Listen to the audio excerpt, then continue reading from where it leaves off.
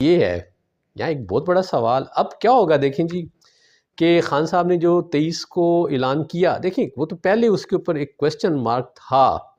کیونکہ اگر پنجاب اسمبلی نہیں ٹوٹتی تو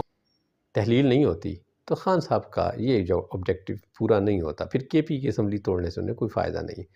کیونکہ کے پی کے اسمبلی کا توڑ بھی دی اور اگر وہیں سے وہ دوبارہ جیت بھی گئے تو وہ تو آلریڈی ان کے پاس تھا، تو وہ ڈنٹ نہیں پڑے گا. خان صاحب جو ڈنٹ ڈالنا چاہ رہے ہیں پچھلے 8 مہینے سے، وہ یہ ہے کہ وہ چاہتے ہیں کہ نیا الیکشن ہو. اب